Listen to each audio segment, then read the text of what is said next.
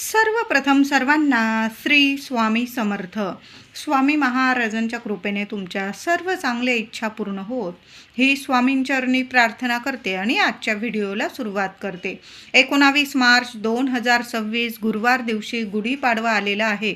चैत्र प्रतिपदा या दिवसाला महाराष्ट्रात गुढीपाडवा म्हटले जाते. वर्षातील 3.5 मुहूर्तांपैकी एक शुभ मुहूर्त म्हणजे गुढीपाडवा. चैत्र प्रतिपदा म्हणजे सोन्यासारखा सण. चैत्र हा हिंदूंच्या कालगणनेनुसार वर्षातला पहिला महिना. याच दिवसापासून वसंत ऋतूस प्रारंभ होतो आणि आपल्या मराठी नवीन हिंदू वर्षाला प्रारंभ होत असतं. बघा, चैत्र नवरात्री आणि गुढीपाडवा सोन्यासारखा दिवस आहे. जे काही शुभ कामं करायचे आहे अतिशय शुभ दिवस आहे. पण कॅलेंडरनुसार आपण बघितलं तर कॅलेंडरमध्ये 19 मार्च 2026 गुरुवार दिवशी अमावस्या असल्याने आपण गुढी उभारावी का? चैत्र नवरात्रीला प्रारंभ होत आहे. घटस्थापना करावी का? अखंड दिवा प्रज्वलित करावा का? ज्या शुभ गोष्टी आपण करत असतो गुढीपाडव्याला कराव्या का? तर यावर्षी दिनांक 19 मार्च 2026 रोजी गुरुवारी गुढीपाडवा असल्याने या दिवशी चैत्र शुद्ध प्रतिपदेचा क्षय असल्याने अमावस्या समाप्तीनंतर म्हणजे सकाळी 6:53 आपण गुढी उभारायची आहे. ही अमावस्या सूर्योदय बघितलेली नसल्यामुळे या दिवशी अमावस्या नसून गुढीपाडव्याचा म्हणजे चैत्र प्रतिपदेची ही तिथी प्रारंभ होत आहे. 6:53 ही चैत्र प्रतिपदेची तिथी प्रारंभ होत असल्यामुळे आपण या दिवशी 6:53 सकाळी 7 वाजेनंतर अगदी आनंदाने उत्साहाने गुढीपाडव्याचा सण साजरा करायचा आहे. पंचांगानुसार गणपती पूजन सुद्धा सकाळी 7 वाजेनंतर तुम्ही करू शकता. चैत्र शुद्ध प्रतिपदेपासून सुरू होणाऱ्या श्रीराम नवरात्र आणि वासंतिक नवरात्र सुद्धा प्रारंभ होत आहे. मग अमावस्या समाप्तीनंतर म्हणजे अमावस्या समाप्ती ही सूर्योदय बघितलेली नसल्यामुळे या दिवशी संपूर्ण दिवसभर हा शुभच आहे. फक्त गुरुवारी दुपारी 1 ते 3 हा राहूचा काळ असणार आहे. चुकून सुद्धा 1 ते 3 या काळात या वेळात घटस्थापना करत असाल, तुम्ही अखंड दिवा प्रज्वलित करत असाल किंवा गुढी उभारत असाल. गुढी तर आपण सकाळीच उभारत असतो.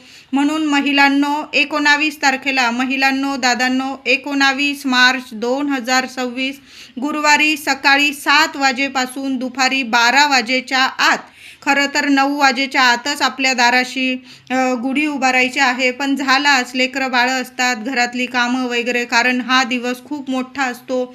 जेवढे शुभ कामं करता येईल आपण करत असतो. घरदार स्वच्छ करून स्वस्तिक वगैरे काढणं म्हणजे बऱ्याचशा शुभ गोष्टी करायला आपल्याला सर्वांना वेळ लागतोच.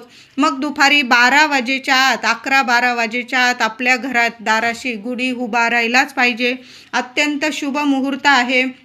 ज्या महिला नवरात्र बसवतात म्हणजे घटस्थापना करतात, अखंड दिवा प्रज्वलित करतात, तर तुम्ही दुपारी 12 वाजेच्या आत करून घ्यायचा आहे. नाहीतर थोडा वेळ झाला तुम्हाला घटस्थापना वगैरे करायला, अखंड दिवा प्रज्वलित करायला, तर तुम्ही 3 वाजेनंतर करायचा आहे. कारण 1 ते 3 हा राहूचा काळ आहे, शुभ दिवस आहे. राहू काळ बघून घ्या आणि मग आपल्याला शुभ गोष्टी करायच्या आहे.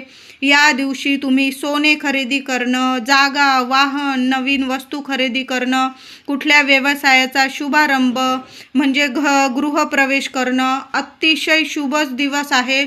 संपूर्ण दिवस शुभ आहे. फक्त दुपारी 1 ते 3 हा राहूचा काळ असणार आहे. एवढा 1-2 तासाचा राहू काळ जाऊ द्या. बाकी सकाळी 7 वाजेपासून सकाळी 6:53 पासून ते अगदी रात्रीच्या म्हणजे 9-10 वाजेपर्यंत अगदी संपूर्ण दिवस हा शुभच आहे. सर्व काही शुभ बोलणी वगैरे सर्व गोष्टी या दिवशी अगदी आनंदाने करू शकता.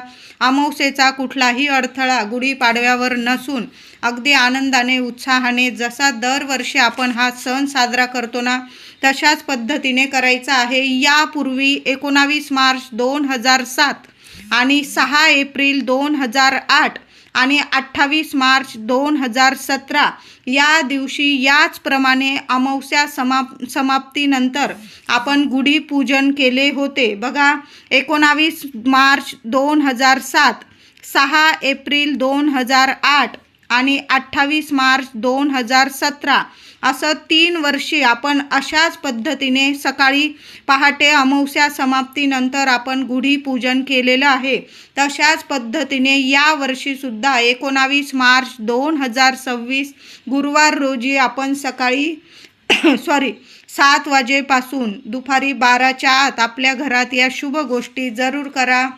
आपल्या हिंदू संस्कृतीतील पहिला सण हा गुढीपाडवा आणि सर्वात महत्त्वाचे म्हणजे आपण महाराष्ट्रात शालिवाहन शक पद्धत वापरतो. म्हणून वर्षारंभाला गुढीपाडवा हा 3.5 मुहूर्तांपैकी एक शुभ मुहूर्त मानला जातो. अतिशय शुभ दिवस. सर्व शुभ गोष्टी तुम्ही खरेदी करायची असेल तुम्हाला काही तर या दिवशी आवर्जून करा.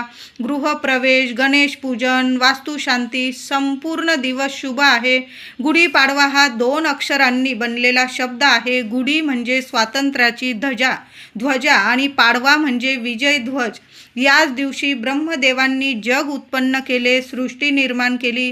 प्रभू रामचंद्रांनी आपला 14 वर्षाचा वनवास संपवून रावणाचा वध करून याच दिवशी अयोध्या नगरीत प्रवेश केला. त्यावेळी लोकांनी गुढ्या तोरणे उभारून तो दिवस अगदी आनंदाने साजरा केला. तो म्हणजे गुढीपाडव्याचा दिवस. बघा किती शुभ दिवस आहे.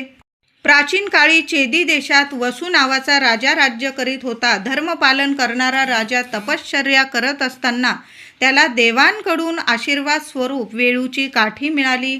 राजाने त्या काठीला साज शृंगारून भक्तिभावाने तिची पूजा करून ती आपल्या राजभवनासमोर उभी केली. तेव्हापासून गुढी उभारण्याची आपली जुनी प्रथा सुरू आहे. गुढी आपल्याला नेहमी काय सांगत असते तर नवीन वर्ष सुरू झालेलं आहे. नवीन विचार करा, नवीन संकल्प करा. मी जशी उंच आहे, निळ्या निळ्या आकाशाशी नाते सांगते आहे, तशी तुमची दिवस रात्र सोन्यासारखी भरभरून प्रगती होऊ द्या. सेवेत तुमच्या सातत्य असू द्या. बघा किती सुंदर संदेश आपल्याला दरवर्षी गुढीपाडव्याला गुढी आपल्याला हाच संदेश देत असते. तर या दिवशी सर्व सेवेकऱ्यांनी, सर्व भक्तांनी सूर्योदयापूर्वी उठावे, अभ्यंग स्नान करून घ्यावे, एक वेळूची काठी घ्यावी, ती साज शृंगारून घ्यावी, तिला छान नवीन वस्त्र घालावे. म्हणजे लाल रंग, पिवळा रंग, ऑरेंज, निळा, आकाशी, तुमच्याकडं जे शुभ रंग असतील ना ते स्वच्छ वस्त्र त्या गुढीला नेसवून घ्यावे. त्याचबरोबर महिलांनो, गुढी उभारत असाल तर चुकूनसुद्धा मळके वगैरे वस्त्र गुढीला म्हणजे लावू नका. काळपट, डार्क निळे असे रंग नका लावू. लाल, पिवळा म्हणजे खूप सुंदर सुंदर कलर असतात. लक्ष्मी माता, लक्ष्मी नारायणाला प्रिय असणारे कलर गुढीला आपल्याला लावायचे आहे. साज शृंगार करा छान गुढीला. त्याचबरोबर गुढी उभारताना आपल्याला त्याला कडुलिंबाचा पाला, सर्वांनाच माहीत आहे, छान असा कडुलिंबाचा पाला घ्यायचा, स्वच्छ धुवून घ्यायचा आहे. फुलं आणलेले असतील, हार आणलेले असतील, छान असं गुढीला लावायचं आहे. गुढीला पाला जरूर लावायचा आहे. कडुलिंबाचा पाला गुढीपाडव्याच्या दिवशी आपल्या घरात 5 ठिकाणी तरी जरूर ठेवा. पहिलं म्हणजे गुढीला थोडासा पाला लावायचा आहे. मुख्य दरवाजावर सुद्धा दोन्ही साईडला, आपल्या मुख्य दरवाजावर दोन्ही साईडला कडुलिंबाचा पाला जरूर लावा. तुमच्या खिडक्या वगैरे असतील तिथं लावू शकता. मुलांची खोली असतील, तुमची खोली असेल, थोड्या वेळ का होईना कडुलिंबाचा पाला जरूर ठेवायचा आहे. आपलं देवघर असेल तिथंसुद्धा थोडासा कडुलिंबाचा पाला ठेवा.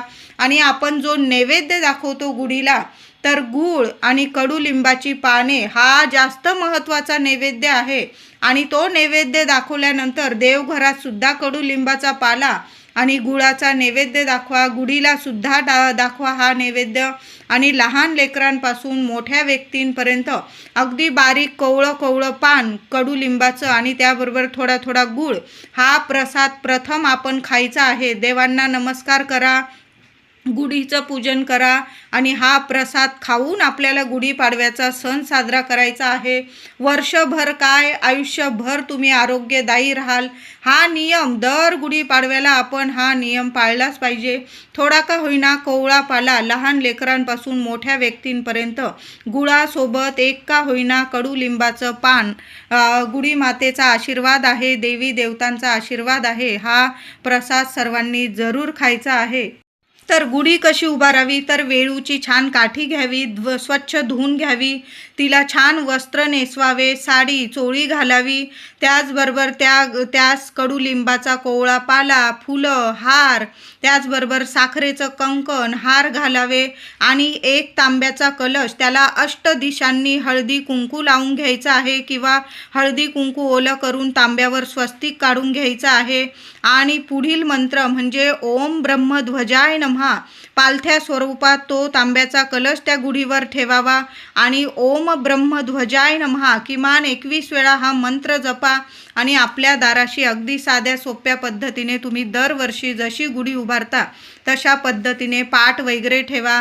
गुढी मातेची तुम्ही महिलांनो ओटी वगैरे भरत असाल तर गुढीजवळ एक ओटी ठेवा किंवा नारळ ठेवा. नंतर तो नारळाचं काय करावं तर तुम्ही प्रसाद स्वरूप खाऊ शकता किंवा तुमच्या घराजवळ एखादं देवी आईचं मंदिर असेल तिथं तुम्ही ती ओटी ठेवून आलात, देऊन आलात तरीही चालेल. अशा साध्या सोप्या पद्धतीने छान असा गोडाधोडाचा नैवेद्य दाखवा आणि अशा पद्धतीने आपल्याला गुढीचा सण साजरा करायचा आहे. गुढीपाडव्याच्या दिवशी ओम ब्रह्मध्वजाय नमः, ओम ब्रह्मध्वजाय नमः या मंत्राने गुढीची पंचोपचार पूजा करावी. पूजा झाल्यावर गुढी घराबाहेर उंच ठिकाणी उभारावी. नंतर नवीन पंचांगाचे पूजन करावे. तुम्ही जर महिलांनो दादांनो पंचांग घेत असाल मग ते छोटं असू द्या मोठं असू द्या, या दिवशी देवघरात जरूर पंचांगाचे पूजन करा. तुम्ही सरस्वती मातेचे सुद्धा पूजन करू शकता. दुपारी सर्व शेतकरी बांधवांनी आपल्या शेतात मध्यभागी छोटासा खड्डा करून त्यात एक व्यक्ती जेवण करेल एवढा नैवेद्य अर्पण करावा व नैवेद्य स्वीकारण्याची मातेला प्रार्थना करावी. नंतर एक वडाची मुळी, महिलांनो हा उपाय जरूर करा. अगदी साधा सोपा उपाय आहे. तुम्हाला आयुर्वेदिक दुकानात या वस्तू मिळून जातील. फक्त तुम्हाला 2 वस्तू लागणार आहे, पण जरूर उपाय करा.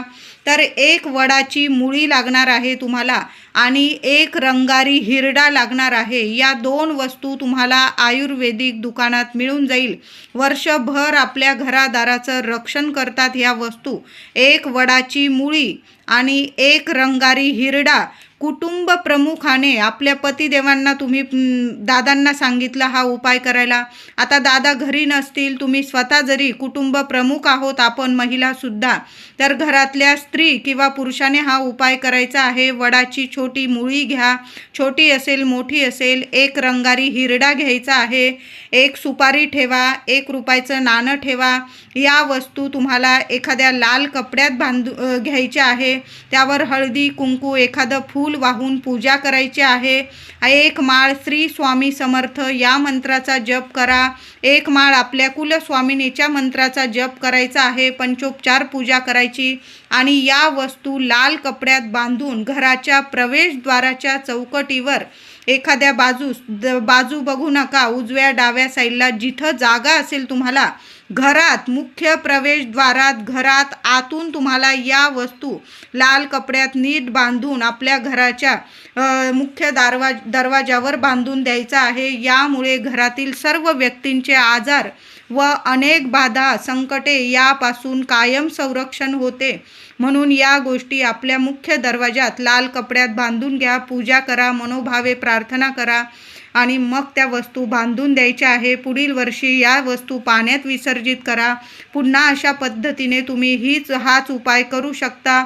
पण हा उपाय महिलांनो वर्षातून एकदाच करायला मिळतो, म्हणून जरूर करा. आता गुढीची पूजा करतो म्हटल्यावर साहित्य तर आपण आदल्याच दिवशी नीट आणू शकतो. तर गुढी करता आपल्याला वेळूची काठी लागणार आहे. गुढी करता पितळेचे किंवा तांब्याचे किंवा चांदीचे भांडे म्हणजेच कलश लागणार आहे तुम्हाला. कडुलिंबाची फांदी, साखरेचा हार लागणार आहे. जरीचा खण किंवा साडी चोळी छान बघून घ्या तुम्ही. फुलांचा हार लागणार आहे. गुढीला हळद कुंकू व्हायला लागणार आहे तुम्हाला. आणि मुख्य म्हणजे आपल्या दरवाजावर या दिवशी आंब्याच्या पानांचे तोरण अवश्य लावायचे आहे. आता आंब्याच्या पानांचे तोरण लावताना महिलांनो एक का होईना आंब्याच्या पानाला लक्ष्मी नारायणांचा मंत्र जपा, हळदी कुंकू लावा आणि मग आपलं दार वगैरे स्वच्छ पुसून स्वस्तिक वगैरे काढून मग आपल्याला आंब्याच्या पानांचं तोरण लावायचं आहे. या दिवशी पुरणपोळीचा नैवेद्य करा किंवा तुम्ही जो नैवेद्य बनवत असाल तो बनवून आपण देवांना दाखवावा, गुढीला दाखवावा. तुमच्या घराजवळ गाय येत असेल तर गाईला नैवेद्य दाखवा. त्याचबरोबर या दिवशी लहान मुलांच्या शाळेत ती पाटी असते, आपण पाटी पूजन करायचं आहे. एखादी वही असेल त्यावर सरस्वती काढून घ्या. मुलांकडून सुद्धा सरस्वती मातेचं पूजन करायचं आहे. माता लक्ष्मीबरोबर सरस्वती मातासुद्धा लेकरा बाळांवर भरभरून प्रसन्न राहते. जिथं सरस्वती आहे तिथं लक्ष्मी माता आपोआप धावत येते. बघा, मुलांवर सरस्वती मातेची कृपा असणं खूप महत्त्वाचं आहे. म्हणून जशी दसऱ्याला आपण सरस्वती मातेची पूजन करतो तशाच पद्धतीने गुढीपाडव्याला नवीन वर्षाच्या प्रारंभाला सरस्वती मातेचे पूजन जरूर करायचे आहे.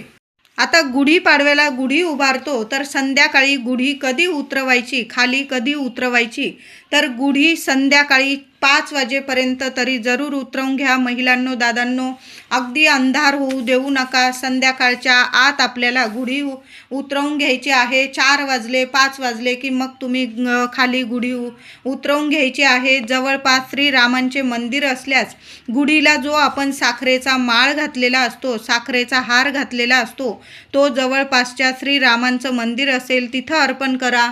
किंवा घरातले जे ज्येष्ठ व्यक्ती असेल, म्हातारी व्यक्ती असतील, तुमचे आई वडील, त्यांना जरी प्रसाद स्वरूप दिला किंवा आपले लहान लेकरं असतील त्यांना गळ्यात घाला.